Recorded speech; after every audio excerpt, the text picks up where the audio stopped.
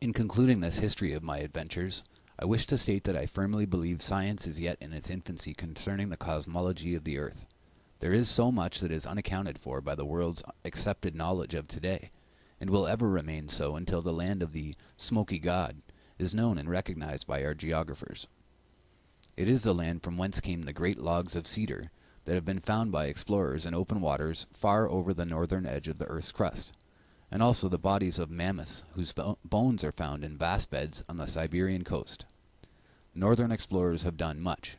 Sir John Franklin, de Havilland Grinnell, Sir John Murray, Kane, Melville, Hall, Nansen, Schwatka, Greeley, Peary, Ross, Gerlache, Bernacchi, Andre, Amsden, Amundsen, and others have all been striving to storm the frozen citadel of mystery. I firmly believe that Andre and two brave companions, Strindberg and Franknell, who sailed away in the balloon Orion from the northwest coast of Spitzbergen on that Sunday afternoon of July 1897, are now in the within world, and doubtless are being entertained, as my father and myself were entertained, by the kind-hearted giant race inhabiting the inner Atlantic continent. Having, in my humble way, devoted years to these problems, I am well acquainted with the accepted definition of gravity, as well as the cause of the magnetic needle's attraction, and I am prepared to say that it is my firm belief that the magnetic needle is influenced solely by electric currents, which completely envelop the earth like a garment, and that these electric currents in an endless circuit pass out of the southern end of the earth's opening, diffusing and spreading themselves over all the outside surface, and rushing madly on in their course toward the North Pole. And while these currents seemingly dash off into space at the earth's curve or edge, yet they drop again to the inside surface and continue their way southward along the inside of the earth's crust, toward the opening. Mr. Lemstrom concluded that an electric discharge, which could only be seen by means of the spectroscope, was taking place on the surface of the ground all around him, and that from a distance it would appear as a faint display of aurora, the phenomena of pale and flaming light which is sometimes seen on the top of the Spitzbergen mountains. As to gravity, no one knows, because it has not been determined, whether it is atmospheric pressure that causes the apple to fall, or whether 150 miles below the surface of the earth, supposedly one halfway through, there exists some powerful lodestone attraction that draws it.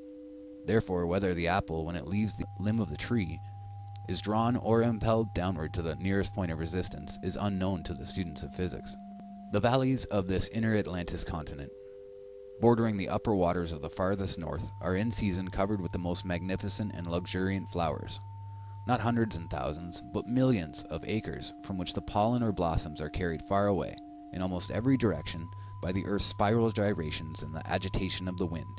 And it is these blossoms or pollen from the vast floral meadows within that produce the colored snows of the Arctic regions that have so mystified the northern explorers. Kane, Volume 1, page 54, says, "We passed the crimson cliffs of Sir John Ross in the forenoon of August 5th. The patches of red snow from which they derive their name could be seen clearly at the distance of 10 miles from the coast." Lachambe, in an account of André's balloon expedition, on page 144, says, "On the Isle of Amsterdam, the snow is tinted with red for a considerable distance, and the savants are collecting it to examine it microscopically. It presents in fact certain peculiarities. It is thought that it contains very small plants." Scorby, the famous whaler, had already remarked this. Beyond question, this new land within is the home, the cradle of the human race, and viewed from the standpoint of the discoveries made by us, must of necessity have a most important bearing on all physical, paleontological, archaeological, philological, and mythological theories of antiquity. The same idea of going back to the land of mystery, to the very beginning, to the origin of man, is found in Egyptian traditions of the earlier terrestrial regions of the gods, heroes and men from the historical fragments of Manetho, fully verified by the historical records taken from the more recent excavations of Pompeii, as well as traditions of the North American Indians. Welcome back to Flatwater, guys. This is Atlantis Found. The peoples at the pole in Eden, Meru, Shambhala, Asgard, Atlantis, and many of the other names that refer to the same place, our North Pole. So in this work, I'm going to combine quite a few of the main stories that talk about what it's like there and how to get there and what is found once you're there. So, we're going to begin. The earliest possible reference is either the Bible, Plato, and or the references that Zen brought up regarding the Thracian chronicles and Thracian lore, and that the Thracians did indeed come from the north.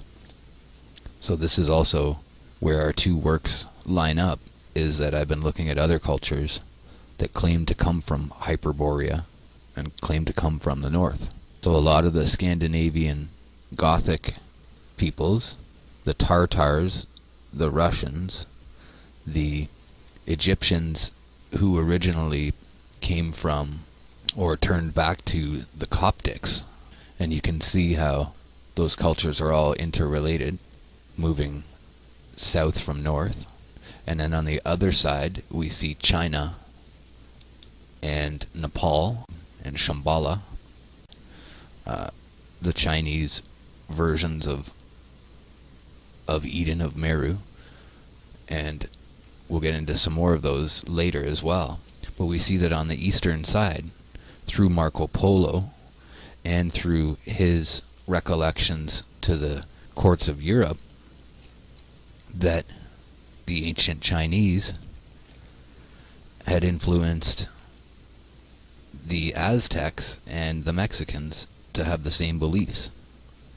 And we can see that, in fact, early Aztec is actually mid to late Chinese and was influenced heavily by them on that side of the Americas, on the western side of the Americas.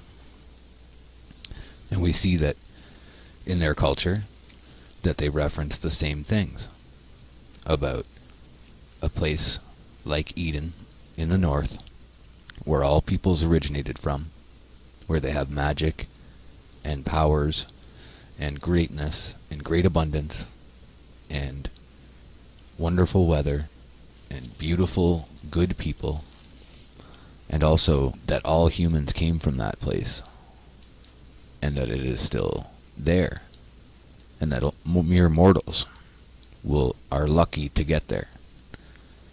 And also, we'll be reading from, or Olaf Jensen will be reading from his tale of his journey to the north and what he discovered there.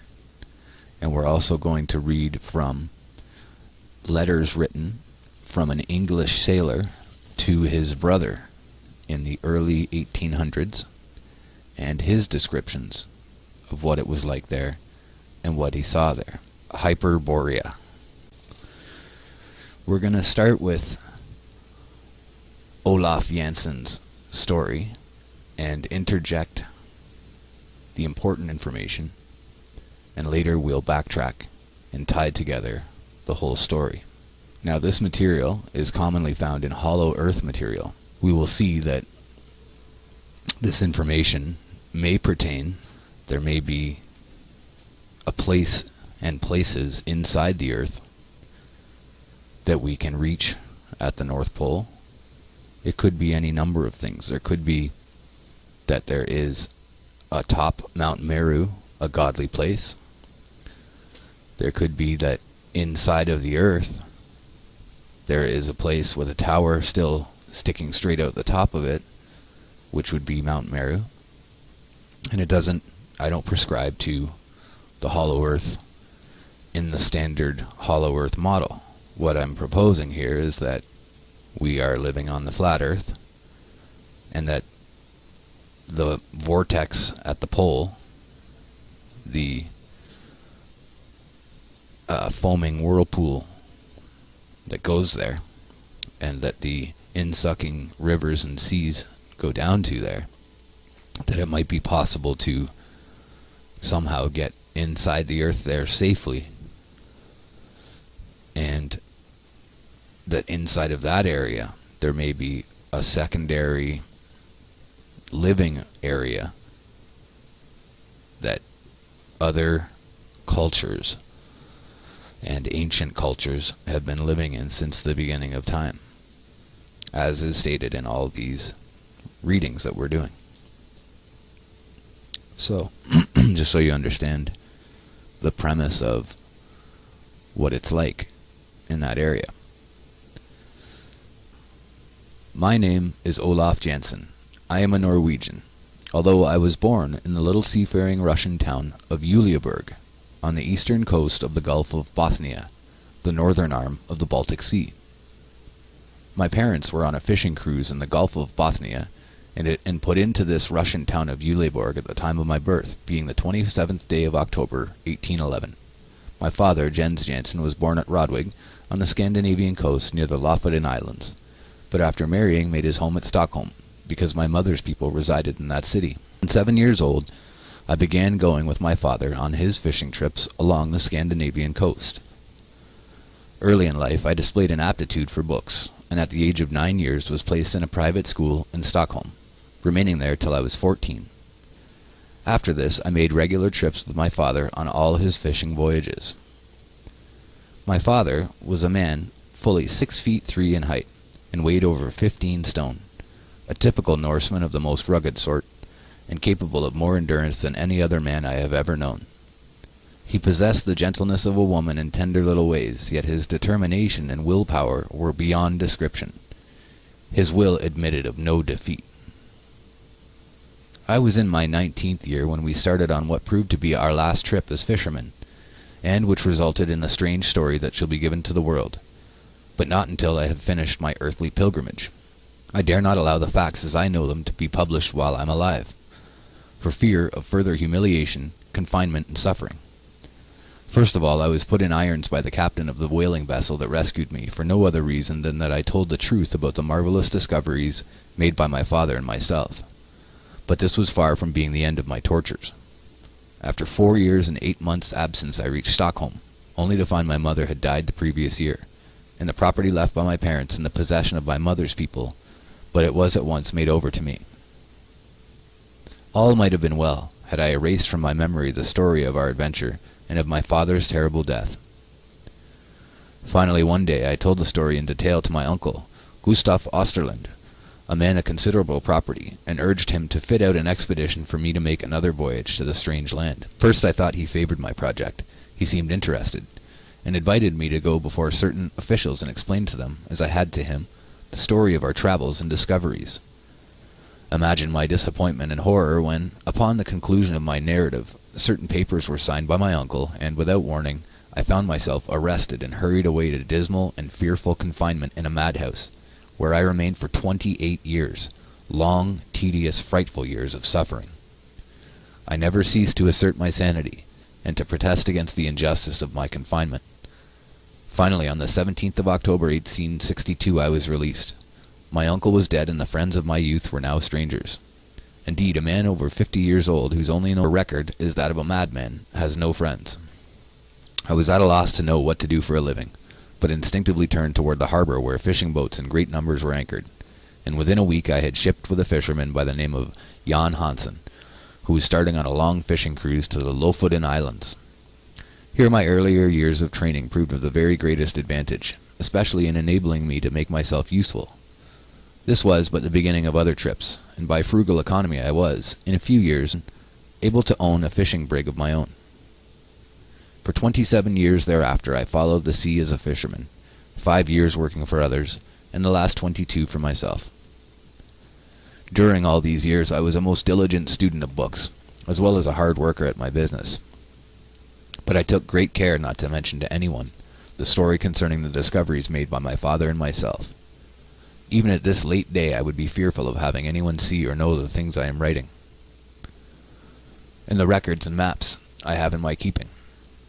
When my days on earth are finished, I shall leave maps and records that will enlighten, and I hope benefit, mankind. The memory of my long confinement with maniacs, and all the horrible anguish and sufferings are too vivid to warrant my taking further chances. In 1889 I sold out my fishing boats, and found I had accumulated a fortune quite sufficient to keep me the remainder of my life. I then came to America. For a dozen years my home was in Illinois, near Batavia, where I gathered most of the books in my present library, though, I bought many choice volumes from Stockholm. Later I came to Los Angeles, arriving here March 4, 1901. The date I well remember, as it was President McKinley's second inauguration that day. I bought this humble home and determined here in the privacy of my own abode, sheltered by my own vine and fig tree, and with my books about me, to make maps and drawings of the new lands we had discovered, and also to write the story in detail from the time my father and I left Stockholm until the tragic event that parted us in the Arctic Ocean. I well remember that we left Stockholm in our fishing sloop on the 3rd day of April 1829, and sailed to the southward, leaving Gotland Island to the left and Åland Island to the right. A few days later we succeed in doubling Sandholmar Point, and made our way through the sound which separates Denmark from the Scandinavian coast. In due time we put in at a town of Christiansand, where we rested 2 days, and then started round the Scandinavian coast to the westward, bound for the Lofoten Islands. My father was in high spirit because of the excellent and gratifying returns he had received from our last catch by marketing at Stockholm, instead of selling at one of the seafaring towns along the Scandinavian coast. He was especially pleased with the sale of some ivory tusks that he had found on the west coast of Franz Josef Land during one of his northern cruises the previous year, and he expressed the hope that this time we might again be fortunate enough to load our little fishing sloop with ivory, instead of cod, herring, mackerel, and salmon. We put in at Hammerfest, latitude 71 degrees and 40 minutes, for a few days' rest. Here we remained 1 week, laying in an extra supply of provisions and several casks of drinking water, and then sailed towards Spitzbergen. For the first few days we had an open sea and favoring wind, and then we encountered much ice and many icebergs. A vessel larger than our little fishing sloop could not possibly have threaded its way among the labyrinth of icebergs, or squeezed through the barely open channels. These monster bergs presented an endless succession of crystal palaces, massive cathedrals, and fantastic mountain ranges, grim and sentinel-like, immovable as some towering cliff of solid rock, standing silently as sphinx, resisting the restless waves of a fretful sea. After many narrow escapes, we arrived at Spitzbergen on the 23rd of June, and anchored at Wyjade Bay for a short time, where we were quite successful in our catches. We then lifted anchor and sailed through the Hinlopen Strait, and coasted along the northeast land, inset 2. It will be remembered that André started on his fatal balloon voyage from the northwest coast of Spitzbergen. So several times during this, we'll interject with notes, side notes. They started along the Hinlopen Strait and coasted along the northeast land. A strong wind came up from the southwest, and my father said that we had better take advantage of it and try to reach Franz Josef Land, where the year before he had by accident found the ivory tusks that had brought him such a good price at Stockholm. Never before or since have I seen so many seafowl. They were so numerous that they hid the rocks on the coastline and darkened the sky. For several days we sailed along the rocky coast of Franz Josef Land. Finally a favoring wind came up that enabled us to make the west coast, and, after sailing 24 hours, we came to a beautiful inlet. One could hardly believe it was the north end. The place was green with growing vegetation, for while the area did not comprise more than 1 or 2 acres, yet the air was warm and tranquil. It seemed to be at that point where the Gulf Stream's influence is most keenly felt. And inset, Sir John Barrow Bart, in his work entitled Voyages of Discovery and Research within the Arctic Regions, says on page 57, Mr. Beechey refers to what has frequently been found and noticed, the mildness of the temperature on the western coast of Spitzbergen, there being little or no sensation of cold, though the thermometer might be only a few degrees above the freezing point. The brilliant and lively effect of a clear day, when the sun shines forth with a pure sky, whose azure hue is so intense as to find no parallel even in the boasted Italian sky. And we'll note in the other documents that we'll get to that they talk about the same thing, that once they reach a certain distance north, that it ceases to become so cold. On the east coast there were numerous icebergs, yet here we were in open water. Far to the west of us, however, were ice packs, and still farther to the westward the ice appeared like ranges of low hills. In front of us and directly to the north lay an open sea. Captain Kane on page 299, quoting from Morton's journal, 26 December, says, "As far as I could see, the open passages were 15 miles or more wide, with sometimes mashed ice separating them, But it is all small ice, and I think it either drives out to the open space to the north or rots and sinks, as I could see none ahead to the north. And we'll notice that in the other portions where this is the main hindrance to travelers trying to get there, that it's the ice pack. Its early onset in winter and its late leaving in the summer makes it that there's very little time where you can safely get through the ice pack and get to the actual area of the pole. So it would be known, that's why it's known as the land beyond the north. And we'll get into later the actual, and you'll see it here as we go through in the photos, you'll see the actual route that these people took to get there. My father was an ardent believer in Odin and Thor, and had frequently told me they were gods who came from far beyond the north wind. There was a tradition, my father explained, that still farther northward was a land more beautiful than that any mortal had ever known, and that it was inhabited by the chosen. We find the following in Dutch mythology, page 778, from the pen of Jacob Grimm. Then the sons of Bor, as in Borea, or Hyperbore, built in the middle of the universe the city called Asgard, where dwell the gods and their kindred, and from that abode work out so many wondrous things, both on the earth and in the heavens above it. There is in that city a place called Hidskalf, and when Odin is seated there, upon his lofty throne, he sees over the whole world, and discerns all the actions of men. My youthful imagination was fired by the ardor, zeal, and religious fervor of my good father, and I exclaimed, "Why not sail to this goodly land? The sky is fair, the wind favorable, and the sea open." From Plato. He is the god who sits in the center, on the navel of the earth, and he is the interpreter of religion to all mankind. Plato. Even now I can see the expression of pleasurable surprise on his countenance, as he turned toward me and asked, "My son, are you willing to go with me and explore? To go far beyond, where man has ever ventured?" I answered affirmatively. "Very well," he replied. "May the god Odin protect us." And, quickly adjusting the sails, he glanced at our compass, turned the prow in due northerly direction through an open channel, and our voyage had begun. Hall writes on page 288, on 23rd January, the two Eskimo, accompanied by two of the seamen, went to Cape Lupton. They reported a sea of open water extending as far as the eye could reach. The sun was low in the horizon, as it was still the early summer. Indeed, we had almost 4 months of day ahead of us before the frozen night could come on again. Our little fishing sloop sprang forward, as if eager as ourselves for adventure. Within 36 hours we were out of sight of the highest point on the coastline of Franz Josef Land. We seemed to be in a strong current running north by northeast. Far to the right and to the left of us were icebergs, but our little sloop bore down on the narrows and passed through channels and out into open seas, channels so narrow in places that, had our craft been other than small, we could never have gotten through. On the third day we came to an island. Its shores were washed by an open sea. My father determined to land and explore for a day. This new land was destitute of timber, but we found a large accumulation of driftwood on the northern shore. Some of the trunks of the trees were 40 feet long and 2 feet in diameter. Greeley tells us in Volume 1, page 1, that Privates Connell and Frederick found a large coniferous tree on the beach just above the extreme high water mark.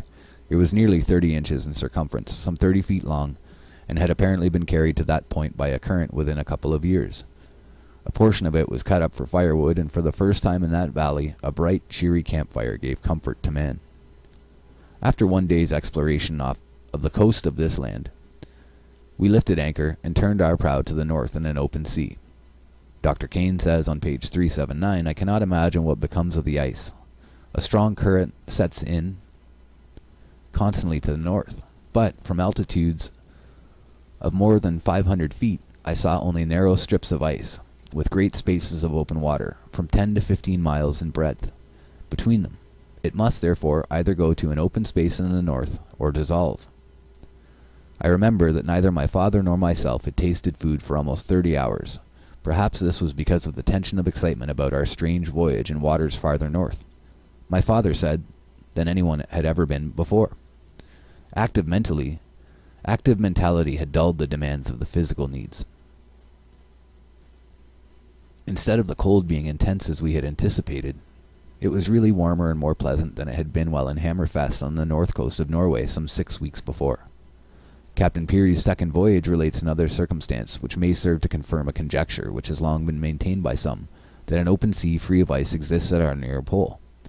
On the 2nd of November, says Peary, the wind freshened up to a gale from north by west, lowered the thermometer before midnight to 5 degrees, whereas a rise of wind at Melville Island was generally accompanied by a simultaneous rise in the thermometer at low temperatures. May not this, he asks, be occasioned by the wind blowing over an open sea in the quarter from which the wind blows, and tend to confirm the opinion that at or near the pole an open sea exists? We both frankly admitted that we were very hungry, and forthwith I prepared a substantial meal from our well-stored larder. When we had partaken heartily of the repast, I told my father I believed I would sleep, as I was beginning to feel quite drowsy. "Very well," he replied, "I will keep the watch." I have no way to determine how long I slept. I only know that I was rudely awakened by a terrible commotion of the sloop. To my surprise, I found my father sleeping soundly.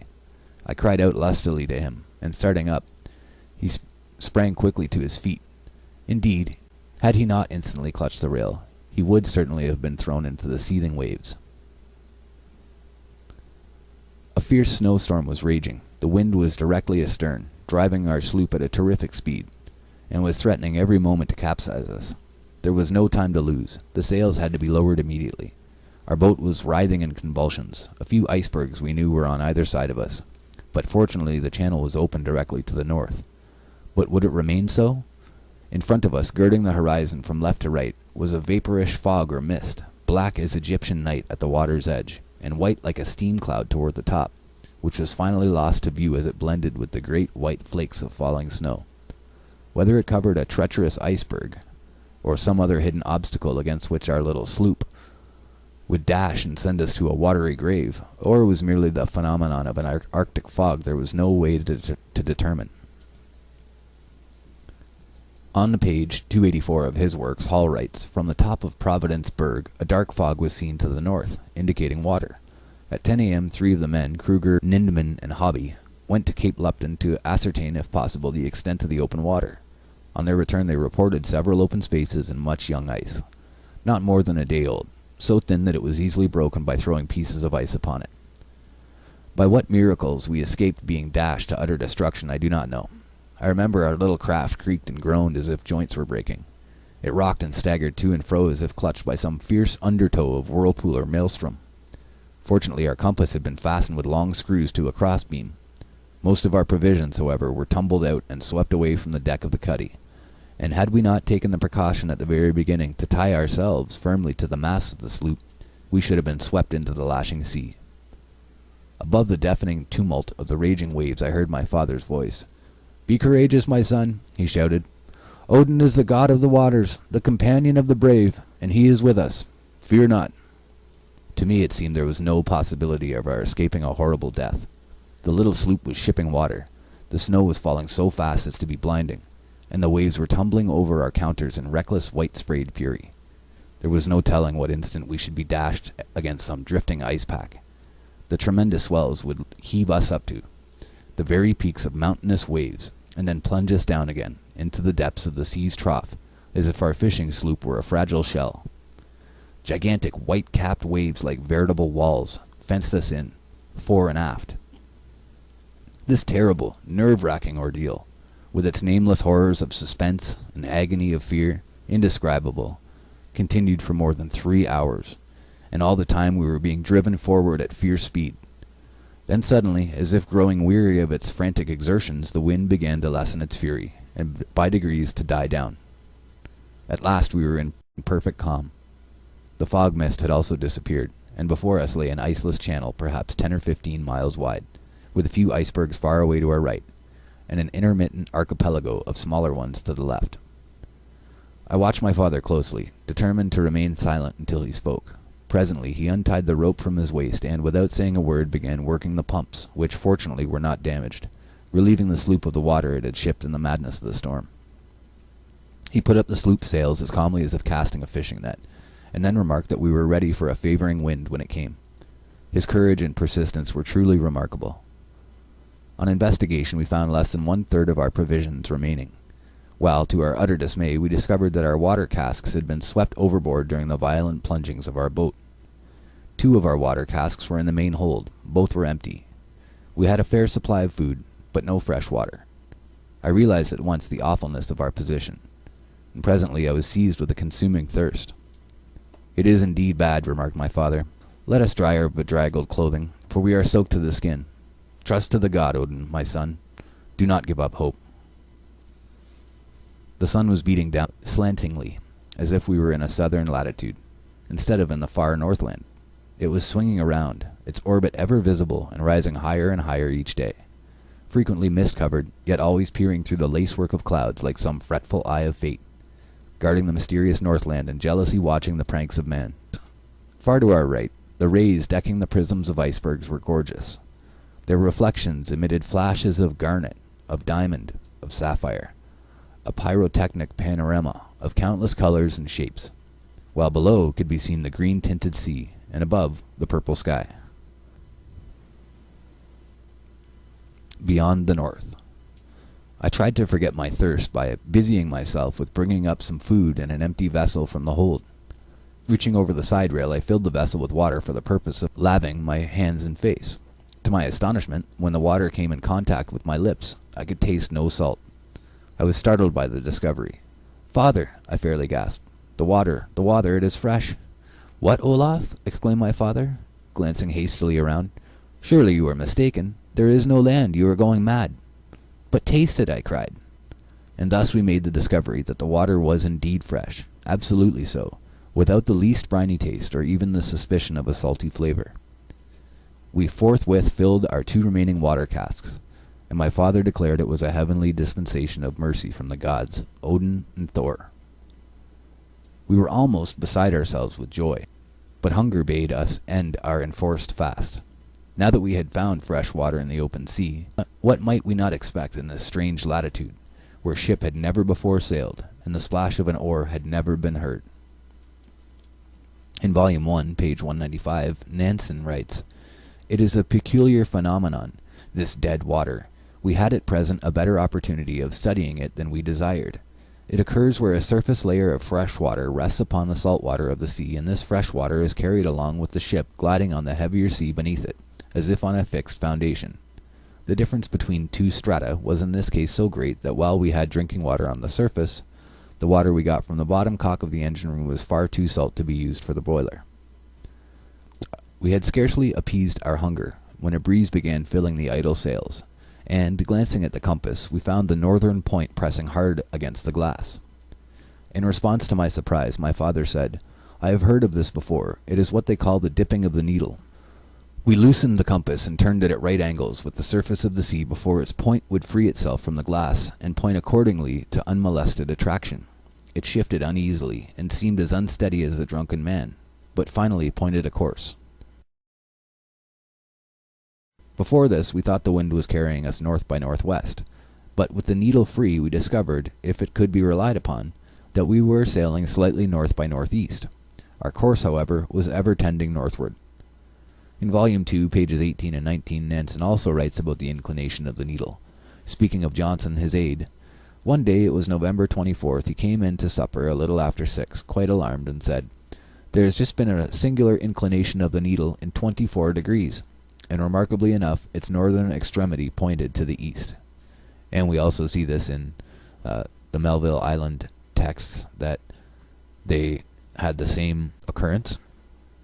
And lots of other sailors remark that around that area, around the 75th parallel, 75 latitude and 103 to 105, or I should say 199 to 105 in longitude, that in that area that the compass begins to waver drastically. We again find in Peary's first voyage, page 67, the following. "It had been observed that from the moment they had entered Lancaster Sound, the motion of the compass needle was very sluggish, and both this and its deviation increased as they progressed to the westward, and continued to do so in descending this inlet. Having reached latitude 73 degrees, they witnessed for the first time the curious phenomenon of the directive power of the needle becoming so weak as to be completely overcome by the attraction of the ship, so that the needle might now be said to point to the north pole of the ship. The sea was serenely smooth, with hardly a choppy wave, and the wind brisk and exhilarating. So, before we carry on, I'll add to that as well. During the Melville Island expeditions, those sailors, what they would do is get off of their ship and actually go onto the ice or onto the land into a place that was suitable where there was limited magnetic disturbance from other sources. So they learned after a very short time that they needed to get away from any other iron objects and to get a true bearing. And even still, in those locations, they would have major problems.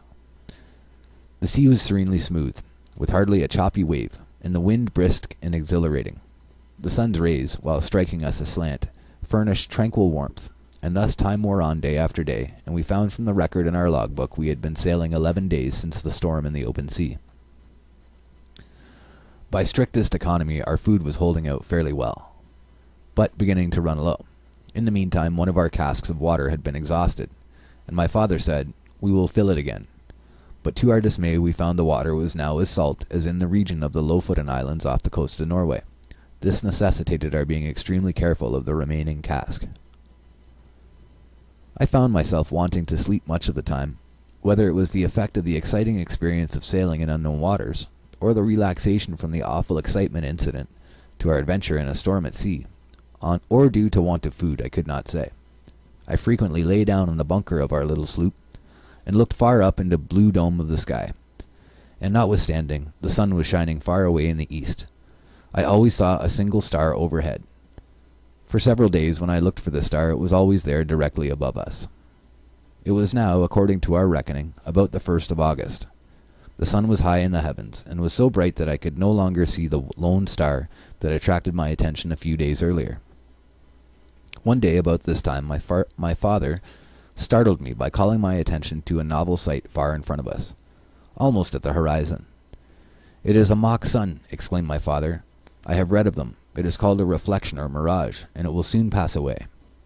But this dull red false sun, as we supposed it to be, did not pass away for several hours, and while we were unconscious of its emitting any rays of light, still there was no time thereafter when we could not sweep the horizon in front and locate the illumination of the so-called false sun, during a period of at least 12 hours out of every 24.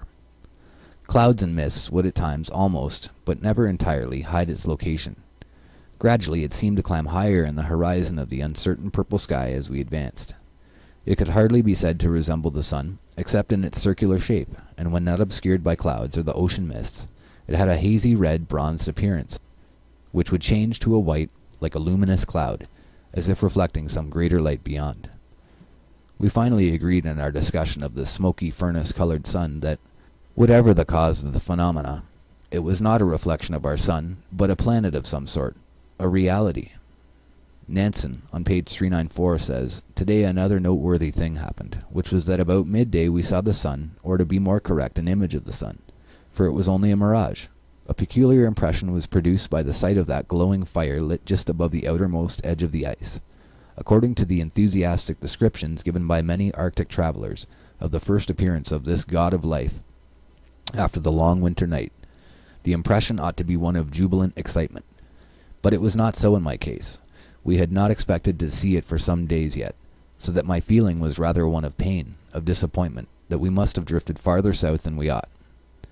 So, it was with pleasure I soon discovered that it could not be the sun itself. The mirage was at first a flattened out, glowing red streak of fire on the horizon, and later there were two streaks, the one above the other, with a dark space between, and from the main top I could see 4 or even 5 such horizontal lines directly over one another, all of equal length, as if one could imagine a square, dull red sun with horizontal dark streaks across it, or the northern lights, is what I would add. One day soon after this I felt exceedingly drowsy, and fell into a sound sleep, but it seemed that I was almost immediately aroused by my father's vigorous shaking of me by the shoulder and saying, "Olaf, awaken! There is land in sight." I sprang to my feet, and oh joy! Joy unspeakable! There, far in the distance, yet directly in our path, were lands jutting boldly into the sea. The shoreline stretched far away to the right of us, as far as the eye could see, and all along the sandy beach were waves breaking into choppy foam, receding and then going forward again, ever chanting in monotonous thunder tones the song of the deep. The banks were covered with trees and vegetation. I cannot express my feeling of exultation at this discovery. My father stood motionless, with his hand on the tiller, looking straight ahead, pouring out his heart in thankful prayer and thanksgiving to the gods, Odin and Thor. In the meantime, a net which we found in the stowage had been cast, and we caught a few fish that materially added to our dwindling stock of provisions. The compass, which we had fastened back in its place in fear of another storm, was still pointing due north and moving on its pivot, just as it had in Stockholm. The dipping of the needle had ceased. What could this mean? Then, too, our many days of sailing had certainly carried us far past the North Pole, and yet the needle continued to point north. We were sorely perplexed, for surely our direction was now south. Peary's first voyage, page 69, says, on reaching Sir Byam Martin's Island, the nearest to Melville, the latitude of the place of observation was 75 degrees 9 minutes and 23 seconds, and the longitude 103 degrees 44 minutes 37 seconds. The dip of the magnetic needle of 88 degrees 25 minutes 58 seconds west, in the longitude of 91 degrees 48 minutes, where the last observations on the shore had been made, to 165 degrees 50 minutes and 9 seconds east, at their present station, so that we had, says Peary, in sailing over the space included between these two meridians, crossed immediately northward of the magnetic pole, and had undoubtedly passed over one of those spots upon the globe where the needle would have to be found to vary 180 degrees, or in other words, where the North Pole would have pointed to the south. So obviously I think they're just very confused there. We sailed for 3 days along the shoreline, then came to the mouth of a fjord or river of immense size. It seemed more like a great bay, and into this we turned our fishing craft, the direction being slightly northeast of south. By the assistance of a fretful wind that came to our aid about 12 hours out of every 24, we continued to make our way inland into what afterward proved to be a mighty river, and which we learned was called by the inhabitants Hiddekel, or Hiddekel. So interesting that they came to the mouth of a mighty river. We continued our journey for 10 days thereafter, and found we had fortunately attained a distance inland where ocean tides no longer affected the water, which had become fresh. The discovery came none too soon, for our remaining cask of water was well nigh exhausted. We lost no time in replenishing our casks, and continued to sail farther up the river when the wind was favorable. So something I want to mention here. I think a lot of people think that as you get up to the North Pole, that the way that the maps are and the way that it looks on Earth, that it looks like it's a very tiny area. When in reality, if you consider the size of things like Lake Ontario or other large bodies, which are really on a map quite tiny bodies, they are tremendous size areas of water. You could be out on them and think that you're out on an ocean. You could be out and not see land for days or weeks, just like you're on the ocean. And so within the interior of the pole there, at the part where the rivers rush into that inner sea, that northern inner sea could be a huge body of water. And you would have, being a sailor, not knowing where you are there, you would easily still think that you're out on the main ocean. The discovery came none too soon. All the banks, great forests miles in extent, could be seen stretching away on the shoreline. The trees were of enormous size. We landed after anchoring near a sandy beach and waded ashore, and were rewarded by finding a quantity of nuts that were very palatable and satisfying to hunger, and a welcome change from the monotony of our stock of provisions. So they found food there. It was about the 1st September, over 5 months, we calculated, since our leave-taking from Stockholm. Suddenly we were frightened almost out of our wits by hearing in the far distance the singing of people. Very soon thereafter we discovered a huge ship gliding down the river directly toward us. Those aboard were singing in one mighty chorus that, echoing from bank to bank, sounded like 1,000 voices, filling the whole universe with quivering melody. The accompaniment was played on stringed instruments not unlike our harps. It was a larger ship than any we had ever seen, and was differently constructed. Asiatic Mythology, Paradise Found, translation by Sayce, in a book called Records of the Past. we are told of a dwelling which the gods created for the first human beings, a dwelling in which they become great and increased in numbers, and the location of which is described in words exactly corresponding to those of the Iranian,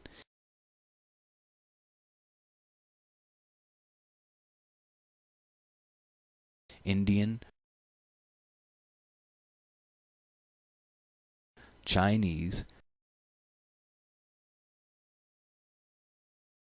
Eddaic,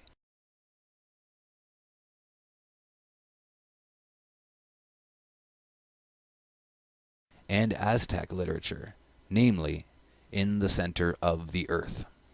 From Warren. At this particular time, our sloop was becalmed, and not far from the shore. The bank of the river, covered with mammoth trees, rose up several hundred feet in beautiful fashion. We seemed to be on the edge of some primeval forest that doubtless stretched far inland. The immense craft paused, and almost immediately a boat was lowered, and 6 men of gigantic stature rowed to our little fishing sloop. They spoke to us in a strange language. We knew from their manner, however, that they were not unfriendly. They talked a great deal among themselves, and one of them laughed immoderately, as though in finding us a queer discovery had been made. One of them spied our compass, and it seemed to interest them more than any other part of our sloop.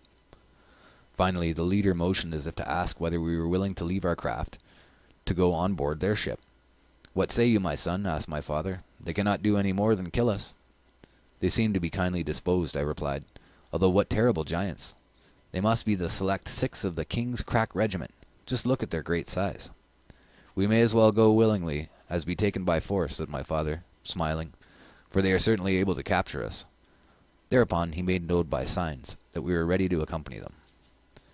Within a few minutes we were on board the ship, and a half an hour later our little fishing craft had been lifted bodily out of the water by a strange sort of hook and tackle, and set on board as a curiosity.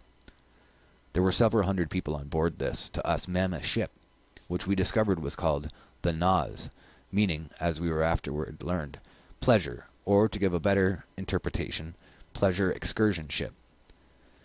If my father and I were curiously observed by the ship's occupants, the strange race of giants offered us an equal amount of wonderment. Speaking of giants, in some of the other documents that I found, there is another new reference that I've never seen before, where there's a place in Europe. They dug up a giant's grave and actually found a 25-foot tall human with 10-foot wide shoulders. So later, at some point, I'll provide that reference. There was not a single man aboard who would not have been measured fully 12 feet in height. They all wore full beards, not particularly long, but seemingly short-cropped. They had mild and beautiful faces, exceedingly fair, with ruddy complexions. The hair and beard of some were black, others sandy, and still others yellow. The captain, as we designated the dignitary in command of the great vessel, was fully a head taller than any of his companions. The women averaged from 10 to 11 feet in height. Their features were especially regular and refined, while their complexion was of a most delicate tint heightened by a healthful glow. According to all procurable data, that spot at the era of man's appearance upon the stage was in the now lost Miocene continent, which then surrounded the Arctic pole. That in that true original Eden some of the early generations of men attained to a stature and longevity unequaled in any countries known to post-Diluvian history is by no means scientifically incredible. William Warren, Paradise Found. Both men and women seem to possess that particular ease of manner which we deem a sign of good breeding, and notwithstanding their huge statures, there was nothing about them suggesting awkwardness. As I was a lad in only my 19th year, I was doubtless looked upon as a true Tom Thumb. My father's 6'3" did not lift the top of his head above the waistline of these people. Each one seemed to vie with the others in extending courtesies and showing kindness to us. But all laughed heartily, I remember, when they had to improvise chairs for my father and myself to sit at table. They were richly attired in a costume peculiar to themselves and very attractive. The men were clothed in handsomely embroidered tunics of silk and satin, and belted at the waist. They wore knee breeches and stockings of a fine texture, while their feet were encased in sandals adorned with gold buckles. We early discovered that gold was one of the most common metals known, and that it was used extensively in decoration. Strange as it may seem, neither my father nor myself felt the least bit of solicitude for our safety. "We have come into our own," my father said to me. "This is the fulfillment of the tradition told me by my father and my father's father, and still back for many generations of our race. This is, assuredly, the land beyond the north wind." We seemed to make such an impression on the party, that we were given specially into the charge of one of the men, Jules Galdia, and his wife, for the purpose of being educated in their language, and we, on our part, were just as eager to learn as they were to instruct. At the captain's command the vessel was swung cleverly about, and began retracing its course up the river. The machinery, while noiseless, was very powerful. The banks and trees on either side seemed to rush by. The ship's speed at times surpassed that of any railroad train on which I have ever ridden, even here in America. It was wonderful. In the meantime we had lost sight of the sun's rays, but we found a radiance within, emanating from the dull red sun which had already attracted our attention, now giving out a white light, seemingly from a cloud bank far away in front of us. It dispensed a greater light, I should say, than 2 full moons on the clearest night. In 12 hours this cloud of whiteness would pass out of sight as if eclipsed, and the 12 hours following corresponded with our night.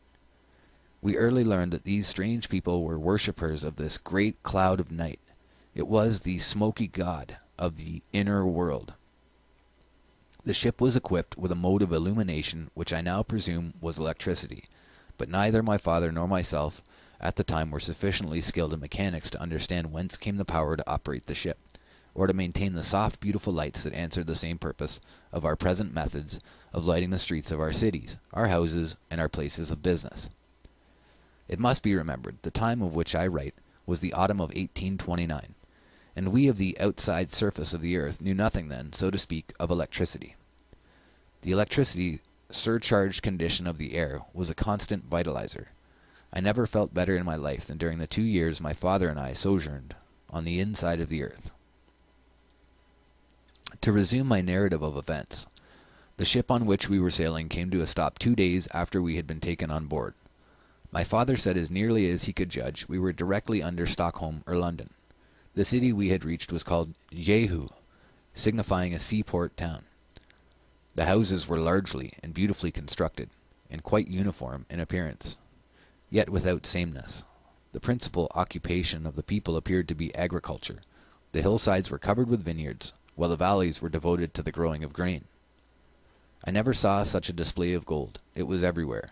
The door casings were inlaid, and the tables were veneered with sheetings of gold. Domes of the public buildings were of gold. It was used most generously in the finishings of the great temples of music. Vegetation grew in lavish exuberance, and fruit of all kinds possessed the most delicate flavor. Clusters of grapes 4 and 5 feet in length, each grape as large as an orange, and apples larger than a man's head, typified the wonderful growth of all things on the inside of the earth. The great redwood trees of California would be considered mere underbrush compared with the giant forest trees extending for miles and miles in all directions. In many directions along the foothills of the mountains vast herds of cattle were seen during the last day of our travel on the river. So ordinarily when you're hearing this story, you'd be picturing, and the pictures shown would be of a hollow ball earth, which is, it just looks and seems ludicrous, aside from our knowledge of the fact that the earth is flat. So while you're thinking of this and while you're watching, don't think of it as being in the inside of the ball. Think of it as that you've gone down inside of the earth, inside of caves inside the earth, and that this is where he's finding these things. We heard much of a city called Eden, but we were kept at Jehu for an entire year. By the end of that time we had learned to speak fairly well the language of this strange race of people. Our instructor, Jules Galdia, and his wife, exhibited a patience that was truly commendable. One day an envoy from the ruler at Eden came to see us, and for 2 whole days my father and myself were put through a series of surprising questions. They wished to know from whence we came, what sort of people dwelt without, and what god we worshipped, our religious beliefs, the mode of living in our strange land, and 1,000 other things. The compass which we had brought with us attracted special attention.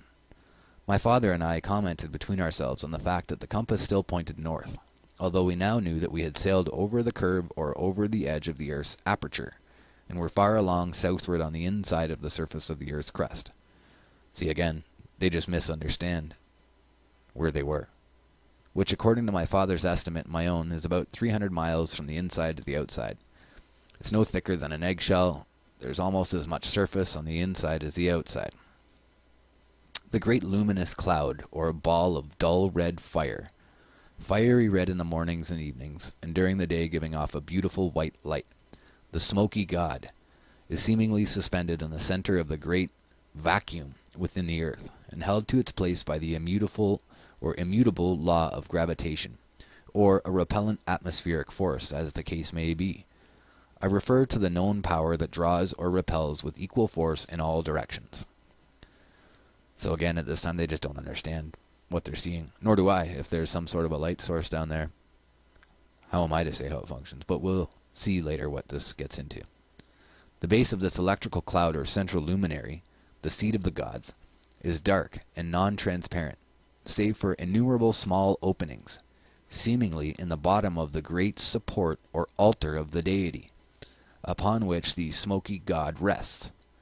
And the lights shining through these many openings twinkle at night in all their splendor, and seem to be stars, as natural as the stars we see shining when we're at home in Stockholm, excepting that they appear larger. The Smokey god, therefore, with each daily revolution of the earth, appears to come up in the east and go down in the west, the same as our sun does on the surface. In reality, the people within believe that the Smokey god is the throne of their Jehovah, and is stationary, the effect of night and day, therefore, produced by the earth's daily rotation. So is that his interpretation or theirs? I've since discovered that the language of the people of the inner world is much like that of Sanskrit. After we had given an account of ourselves to the emissaries from the central seat of government of the inner continent, and my father had, in his crude way, drawn maps at their request of the outside surface, showing the divisions of land and water and giving the name of each of the continents, large islands, and the oceans, we were taken overland to the city of Eden, in a conveyance different from anything we have in Europe or America. This vehicle was doubtless some electrical contrivance. It was noiseless, and ran on a single iron rail in perfect balance. The trip was made at a very high rate of speed. We were carried up hills and down dales, across valleys and along the sides of steep mountains, without any apparent attempt having been made to level the earth as we do for railroad tracks. We were taken overland to the city of Eden, in a conveyance different from anything we have in Europe or America. This vehicle was doubtless some electrical contrivance. It was noiseless, and ran on a single iron rail in perfect balance. The trip was made at a very high rate of speed. We were carried up hills and down dales, across valleys and along the sides of steep mountains, without any apparent attempt having been made to level the earth as we do for railroad tracks. The car seats were huge yet comfortable affairs, and very high above the floor of the car. On the top of each car were high-geared flywheels lying on their sides, which were so automatically adjusted that, as the speed of the car increased, the high speed of these flywheels increased. We would see that this is exactly the same as the effect that a gyro would have, that it would hold the cart perfectly level. And that would perfectly suit what they're describing here. The surprise of my father and myself was indescribable when, amid the regal magnificence of a spacious hall, we were finally brought before the great high priest, ruler over all the land. He was richly robed and much taller than those about him, and could not have been less than 14 or 15 feet in height. The immense room in which we were received seemed finished in solid slabs of gold, thickly studded with jewels of amazing brilliancy. The city of Eden is located in what seems to be a beautiful valley. Yet, in fact, it is on the loftiest mountain plateau of the inner continent, several thousand feet higher than any portion of the surrounding country. It is the most beautiful place I have ever beheld in all my travels. In this elevated garden all manner of fruits, vines, shrubs, trees, and flowers grow in riotous profusion. In this garden 4 rivers have their source in a mighty artesian fountain. They divide and flow in 4 directions. This place is called by inhabitants the navel of the earth, or the beginning, the cradle of the human race. The names of the rivers are the Euphrates, the Pison, the Gihon, and the Hiddekel. And in other pieces, we'll see that the four rivers are named the Tigris, the Euphrates, the Gihon, and the Pison. So we'll carry on. And the Lord God planted a garden, and out of the ground made the Lord God to grow every tree that is pleasant to the sight and good for food. The book of Genesis. The unexpected awaited us in this palace of beauty, in the finding of our little fishing craft. It had been brought before the high priest in perfect shape, just as it had been taken from the waters that day when it was loaded on board the ship by the people who discovered us on the river more than a year before. We were given an audience of over 2 hours with this great dignitary, who seemed kindly disposed and considerate. He showed himself eagerly interested, asking us numerous questions and invariably regarding things about which his emissaries had failed to inquire. At the conclusion of the interview he inquired our pleasure, asking us whether we wished to remain in his country or, if we were preferred, to return to the outer world, providing it were possible to make a successful return trip across the frozen belt barriers that encircle both the northern and southern openings of the earth. My father replied, "It would please me and my son to visit your country and see your people, your colleges and palaces of music and art, your great fields, your wonderful forests of timber, and after we have had this pleasurable privilege, we should like to try to return to our home on the outside of the earth. This son is my only child, and my good wife will be wearily waiting our return." "I fear you can never return," replied the high chief priest, "because the way is a most hazardous one. However, you shall visit the different countries with Jules Galdea as your escort, and be accorded every courtesy and kindness. Whenever you are ready to attempt a return voyage, I assure you that your boat, which is here on exhibition, shall be put in the waters of the river Hiddekel at its mouth, and we will bid you Jehovah's speed." Thus terminated our only interview with the high priest or ruler of the continent. We learned that the males do not marry before they are from 75 to 100 years old, and that the age at which women enter wedlock is only a little less, and that both men and women frequently live to be from 600 to 800 years old, and in some instances much older. Josephus says, "God prolonged the life of the patriarchs that preceded the deluge, both on account of their virtues and to give them the opportunity of perfecting the sciences of geometry and astronomy, which they had discovered, which they could not have done if they had not lived 600 years, because it is only after the lapse of 600 years that the great year is accomplished." Flammarion, Astronomical Myths, Paris, page 26. During the following year we visited many villages and towns, prominent among them being the cities of Nigai, Delphi, Hectia, and my father was called upon no less than a half-dozen times to go over the maps which had been made from the rough sketches he had originally given of the divisions of land and water on the outside. I remember hearing my father remark that the giant race of people in the land of the Smokey god had almost as accurate an idea of the geography of the outside as had the average college professor in Stockholm. In our travels we came to a forest of gigantic trees near the city of Delphi. Had the Bible said there were trees towering over 300 feet in height and more than 30 feet in diameter, growing in the Garden of Eden, the Ingersolls, the Tom Paines, and the Voltaires would doubtless have pronounced the statement a myth.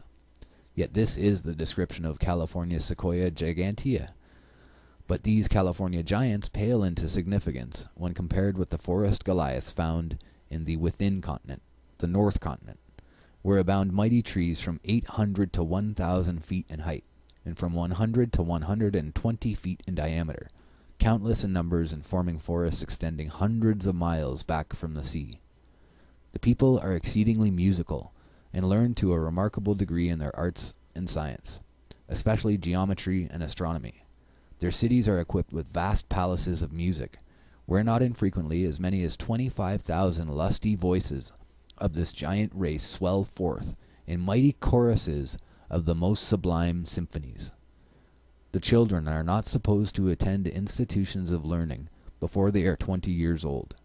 Then their school life begins and continues for 30 years, 10 of which are uniformly devoted by both sexes to the study of music.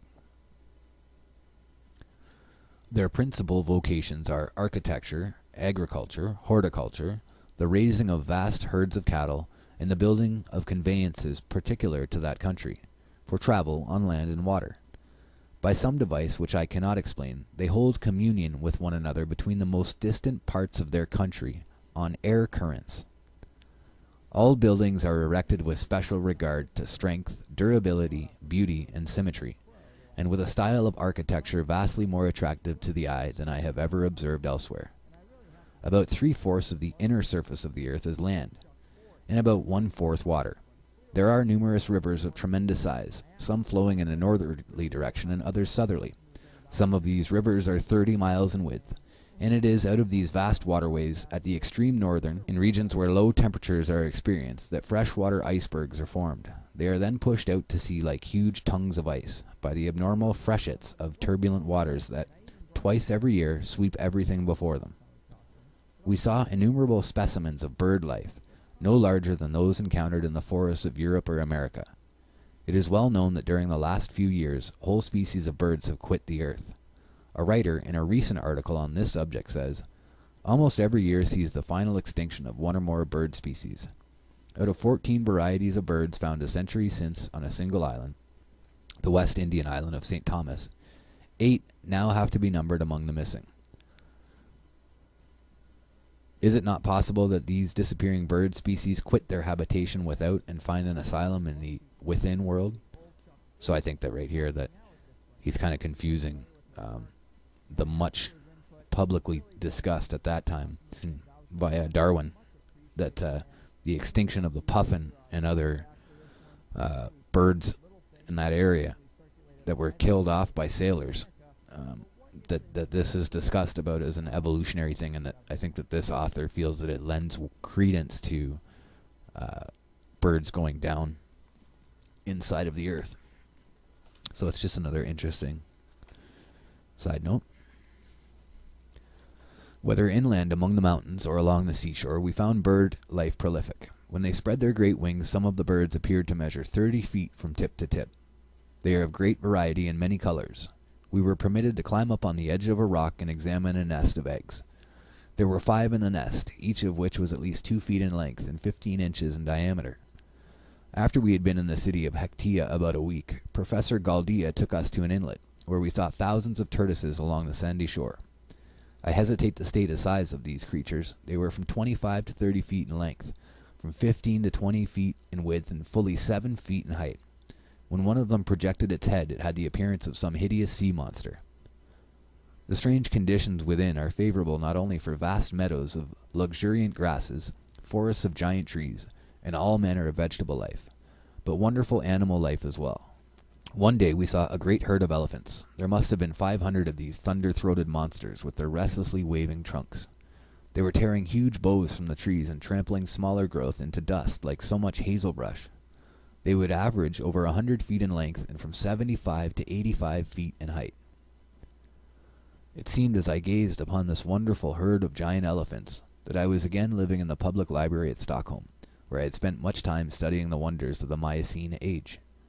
I was filled with mute astonishment, and my father was speechless with awe. He held my arm with a protecting grip, as if fearful harm would overtake us.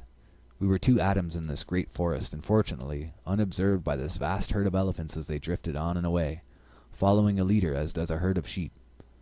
They browsed from growing herbage, which they encountered as they traveled, and now again shook the firmament with their deep bellowing.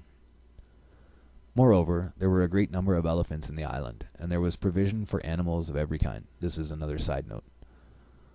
Also, whatever fragrant things there are in the earth, whether roots or herbage or woods, or distilling drops of flowers or fruits, grew and thrived in that land. The Kradiluo of Plato. There is a hazy mist that goes up from the land each evening, and it invariably rains once every 24 hours.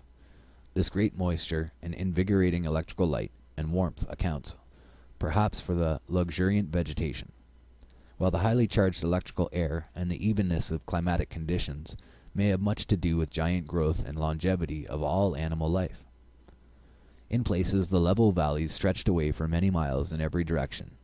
The Smokey god and its clear white light looked calmly down. There was an intoxication in the electrically surcharged air that fanned the cheeks as softly as a vanishing whisper. Nature chanted a lullaby in the faint murmur of winds, whose breath was sweet with the fragrance of bud and blossom.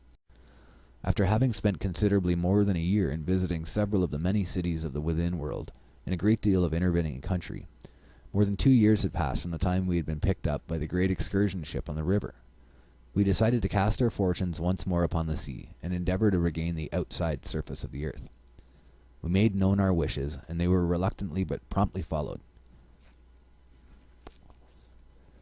Our host gave my father, at his request, various maps showing the entire inside of the earth. Its cities, oceans, seas, rivers, gulfs, and bays. They also generously offered to give us all the bags of gold nuggets, some of them as large as a goose's egg, that we were willing to attempt to take with us in our little fishing boat. In due time we returned to Jehu, at which place we spent 1 month in fixing up and overhauling our little fishing sloop. After all was in readiness, the same ship, Naz, that originally discovered us, took us on board and sailed to the mouth of the river Hiddekel. After our giant brothers had launched our little craft for us, they were most cordially regretful at parting, and evinced much solicitude for our safety. My father swore by the gods Odin and Thor that he would surely return again, within a year or two, and pay them another visit, and thus we bade them adieu. We made ready and hoisted our sail, but there was little breeze. We were becalmed within an hour after our giant friends had left us and started on their return trip. The winds were constantly blowing south, that is, they were blowing from the northern opening of the earth toward that which we knew to be south, but which, according to our compass's pointing figure, was directly north.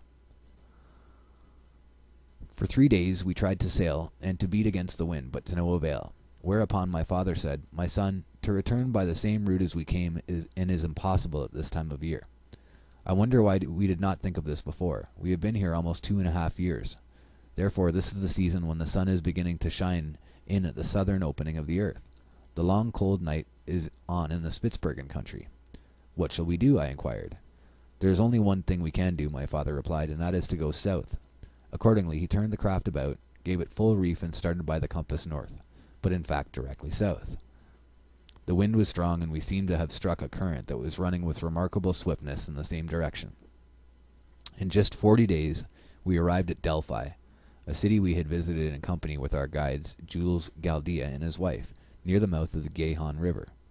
Here we stopped for 2 days, and were most hospitably entertained by the same people who had welcomed us on our former visit. We laid in some additional provision, and again set sail, following the needle due north. On our outward trip we came through a narrow channel, which appeared to be a separating body of water between two considerable bodies of land. There was a beautiful beach to our right, and we decided to reconnoiter. Casting anchor, we waited ashore to rest up a day before continuing the outward hazardous undertaking. We built a fire and threw on some sticks of dry driftwood. While my father was walking along the shore, I prepared a tempting repast from plies we had provided. There was a mild, luminous night, which my father said resulted from the sun shining in from the south aperture of the earth. That night we slept soundly, and awakened the next morning as refreshed as if we had been in our own beds at Stockholm. After breakfast we started out on an island tour of discovery, but had not gone far when we sighted some birds which we recognized at once as belonging to the penguin family. They are flightless birds, but excellent swimmers and tremendous in size, with white breast, short wings, black head, and long peaked bills. They stand fully 9 feet high. They looked at us with little surprise, and presently waddled rather than walked toward the water, and swam away in a northerly direction.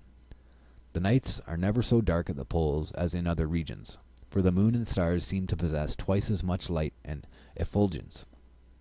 In addition, there is a continuous light, the varied shades and play of which are amongst the strangest phenomena of nature. Rambrassen's astronomy. The events that occurred during the following 100 or more days begar description. We were on an open and iceless sea. The month we reckoned to be November or December, and we knew the so-called South Pole was turned toward the sun. Therefore, when passing out and away from the internal electrical light of the Smokey god and its genial warmth, we would be met by the light and warmth of the sun, shining in through the south opening of the earth. We were not mistaken. The fact that gives the phenomenon of the polar aurora its greatest importance is that the earth becomes self-luminous, that besides the light which as a planet is received from the central body, it shows a capability of sustaining a luminous process proper to itself. Humboldt. So I think that here he's either become extremely confused, or he has, if this story is true, it could be that someone has told him to come up with this story that they popped out at the South Pole to properly confuse us. Because everything up to that point went with the rest of our research. And then at the end of it now, it seems to be coming back on itself and destroying itself. Quite common in these let out the information and destroy it exercises that they do. So carrying on, they're supposed to be at the South Pole now, leaving. But what we'll see is that it sounds more like they were at the North still. There were times when our little craft, driven by wind that was continuous and persistent, shot through the waters like an arrow. Indeed, had we encountered a hidden rock or obstacle, our little vessel would have been crushed into kindling wood. At last we were conscious that the atmosphere was growing decidedly colder, and a few days later icebergs were sighted far to the left. My father argued, and correctly, that the winds which filled our sails came from the warm climate within. The time of the year was certainly most auspicious for us to make our dash for the outside world, and attempt to scud our fishing sloop through open channels of the frozen zone which surrounds the polar regions. We were soon amid the ice packs, and how our little craft got through the narrow channels and escaped being crushed, I know not. The compass behaved in the same drunken and unreliable fashion in passing over the southern curve or edge of the Earth's shell as it had done on our inbound trip at the northern entrance. So I think it's just, they're at the north still. They took them back to the river Hiddekel and pushed them out. So they wouldn't have taken them somewhere else.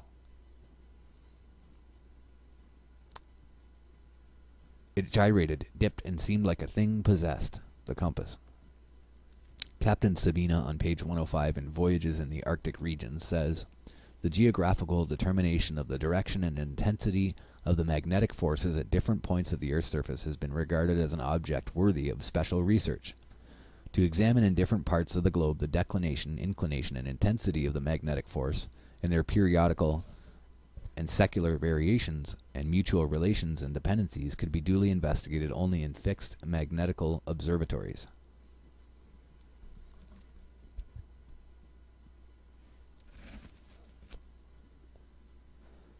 So I'll tell you guys a little interesting story there. When you look at aeronautical maps over the Earth for military applications, you'll notice that there's lots of places where they say magnetic variance or magnetic disturbance, and these are huge areas where it's always a large rock piling. When you look at the areas that you'll see this in, there always seems to be a semi-mountainous area that sticks out of the ground and is highly rocky. And you'll see it in the Canadian Shield and in many other places where it's been noted that as they're going over, their compasses will spin for a bit and then go back to normal, or that the declination goes way off because of a strange magnetic variation in that location. So, as we've seen before in other of my documentaries, it's easily explicable as just the changing magnetic pace of the Earth, that the Earth itself is filled with this magnetic force that is not necessarily locked to any position. I'm not talking about the North Pole here. I'm talking about the magnetic net that surrounds us and wraps through us. That there are certain points where magnetic lines will overlap and make small extra magnetic resonances, especially to a compass. Okay, so one day as I was lazily looking over the sloop side into the clear waters, my father shouted, "Breakers ahead!" Looking up, I saw through a lifting mist a white object that towered several hundred feet high, completely shutting off our advance. We lowered sail immediately, and none too soon. In a moment we found ourselves wedged between two monstrous icebergs. Each was crowding and grinding against its fellow mountain of ice. They were like two gods of war contending for supremacy. We were greatly alarmed. Indeed, we were between the lines of a battle royal. The sonorous thunder of the grinding ice was like the continued volleys of artillery. Blocks of ice larger than a house were frequently lifted up 100 feet by the mighty force of lateral pressure. They would shudder and rock to and fro for a few seconds, then come crashing down with a deafening roar, and disappear into the foaming waters. Thus, for more than 2 hours, the contest of the icy giants continued. It seemed as if the end had come. The ice pressure was terrific, and while we were not caught in the dangerous part of the jam, and were safe for the time being, yet the heaving and rending of tons of ice as it fell, splashing here and there into the watery depths, filled us with shaking fear. Finally, to our great joy, the grinding of the ice ceased, and within a few hours the great mass slowly divided, and, as if in an act of providence had been performed, right before us lay an open channel. Should we venture with our little craft into this opening? If the pressure came on again, our little sloop as well as ourselves would be crushed into nothingness. We decided to take the chance, and accordingly hoisted our sail to a favoring breeze, and soon started out like a racehorse, running the gauntlet of this unknown narrow channel of open water. For the next 45 days our time was employed in dodging icebergs and hunting channels. Indeed, had we not been favored with a strong south wind and a small boat, I doubt if this story could have ever been given to the world. At last there came a morning when my father said, "My son, I think we are to see home. We are almost through the ice. See, the open water lies before us." However, there were a few icebergs that had floated far northward into the open water still ahead of us on either side, stretching away for many miles. Directly in front of us, and by the compass, which had now righted itself due north, there was an open sea. "What a wonderful story we have to tell the people of Stockholm," continued my father, while a look of pardonable elation lighted up his honest face. "And think of the gold nuggets stowed away in the hold." I spoke kind words of praise to my father, not alone for this fortitude and endurance, but also for his courageous daring as a discoverer, and for having made the voyage that now promised a successful end. I was grateful, too, that he had gathered the wealth of gold we were carrying home. While congratulating ourselves on the goodly supply of provisions and water we still had on hand, and on the dangers we had escaped, we were startled by hearing a most terrific explosion, caused by the tearing apart of a huge mountain of ice. It was a deafening roar like the firing of 1,000 cannon. We were sailing at the time with great speed, and happened to be near a monstrous iceberg, which to all appearances was immovable as a rock-bound island. It seemed, however, that the iceberg had split, and was breaking apart, whereupon the balance of the monster along the ice which we were sailing was destroyed, and it began dipping from us. My father quickly anticipated the danger before I realized its awful possibilities. The iceberg extended down into the water many hundreds of feet, and as it tipped over, the portion coming up out of the water caught our fishing craft like a lever on a fulcrum, and threw it into the air as if it had been a football. Our boat fell back on the iceberg, that by this time had changed to the side next to us, for the top. My father was still in the boat, having become entangled in the rigging, while I was thrown some 20 feet away. I quickly scrambled to my feet, and shouted to my father, who answered, "All is well." Just then a realization dawned upon me. Horror upon horror. The blood froze in my veins. The iceberg was still in motion, and its great weight and force in topping over would cause it to submerge temporarily. I fully realized what a sucking maelstrom it would produce amid the worlds of water on every side. They would rush into the depression in all their fury, like white-fanged wolves eager for human prey. In this supreme moment of mental anguish, I remember glancing at our boat, which was lying on its side, and wondering if it could possibly right itself, and if my father could escape. Was this the end of our struggles and adventures? Was this his death? All these questions flashed through my mind in the fraction of a second, and a moment later I was engaged in a life-and-death struggle. The ponderous monolith of ice sank below the surface, and the frigid waters gurgled around me in frenzied anger. I was in a saucer, with the waters pouring in on every side. A moment more and I lost consciousness. But when I partially recovered my senses, and roused from the swoon of a half-drowned man, I found myself wet, stiff, and almost frozen, lying on the iceberg. But there was no sign of my father, or of our little fishing sloop. The monster berg had recovered itself, and, with its new balance, lifted its head perhaps 50 feet above the waves. The top of this island of ice was a plateau perhaps half an acre in extent. I loved my father well, and was grief-stricken at the awfulness of his death. I railed at fate that I, too, had not been permitted to sleep with him in the depths of the ocean. Finally, I climbed to my feet and looked about me. The purple-domed sky above, the shoreless green ocean beneath, and an occasional iceberg discernible. My heart sank in hopeless despair. I cautiously picked my way across the berg toward the other side, hoping that our fishing craft had righted itself. Dared I think it possible that my father still lived? It was but a ray of hope that flamed up in my heart, but the anticipation warmed my blood in my veins and started it rushing, like some rare stimulant, through every fiber of my body. I crept close to the precipitous side of the iceberg and peered far down, hoping, still hoping. Then I made a circle of the berg, scanning every foot of the way, and thus I kept going around and around. One part of my brain was certainly becoming maniacal, while the other part, I believe, and due to this day, was perfectly rational. I was conscious of having made the circuit a dozen times, and while one part of my intelligence knew in all reason there was not a vestige of hope, yet some strange fascinating aberration bewitched and compelled me still to beguile myself with expectation. The other part of my brain seemed to tell me that while there was no possibility of my father being alive yet, if I quit making the circuitous pilgrimage, if I paused for a single moment, it would be acknowledgment of defeat, and should I do this, I felt that I should go mad. Thus, hour after hour, I walked around and around, afraid to stop and rest, yet physically powerless to continue much longer.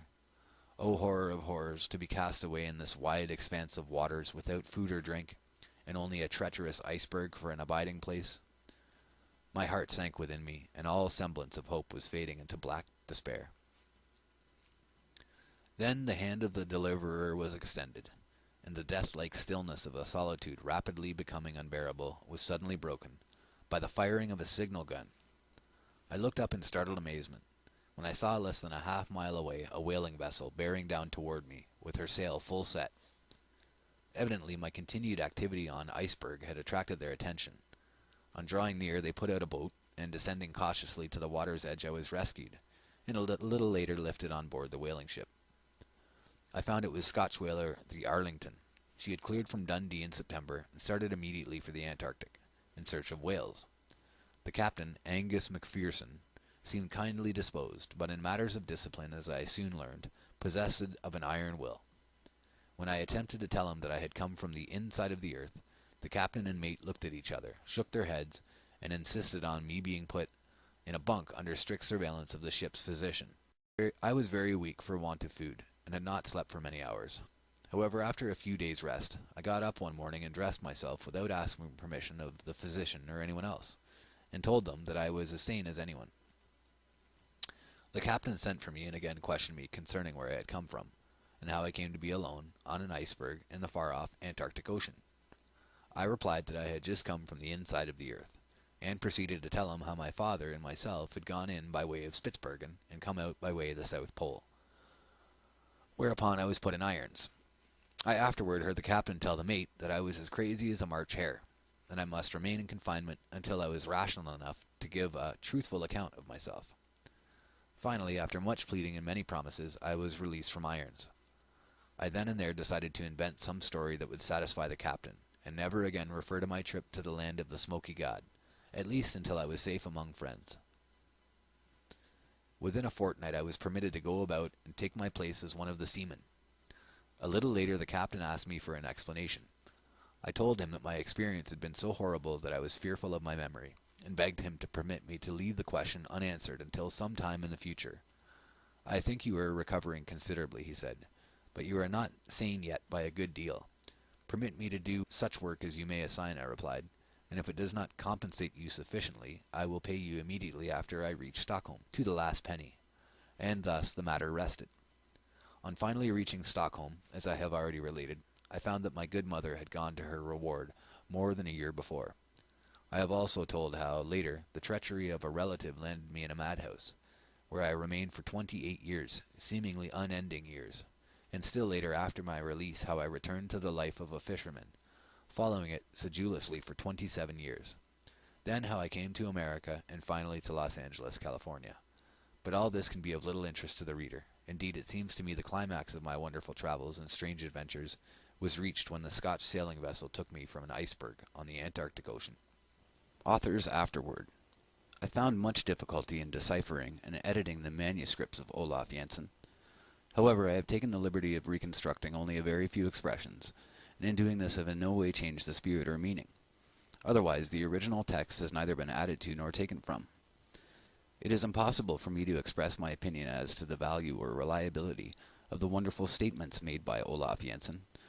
The description here given of the strange lands and people visited by him, the location of the cities, the names and the directions of rivers, and other information herein combined, conform in every way to the rough drawings given to my custody by this ancient Norseman, which drawings, together with the manuscript, it is my intention at some later date to give to the Smithsonian Institution, to preserve for the benefit of those interested in the mysteries of the farthest north, the frozen circle of silence. It is certain that there are many things in Vedic literature, in Josephus, the Odyssey, the Iliad, Terrien de la Coupery's Early History of Chinese Civilization, Flammarion's Astronomical Myths, Lenormant's Beginning of the History, Hesiod's Theogony, Sir John de Mandeville's writings, and Sayce's Record of the Past, that, to say the least, are strangely in harmony with the seemingly incredible text in the yellow manuscript of the Old Norseman, Olaf Jensen, and now for the first time given to the world. In concluding this history of my adventures, I wish to state that I firmly believe science is yet in its infancy concerning the cosmology of the earth. There is so much that is unaccounted for by the world's accepted knowledge of today, and will ever remain so until the land of the Smokey God is known and recognized by our geographers.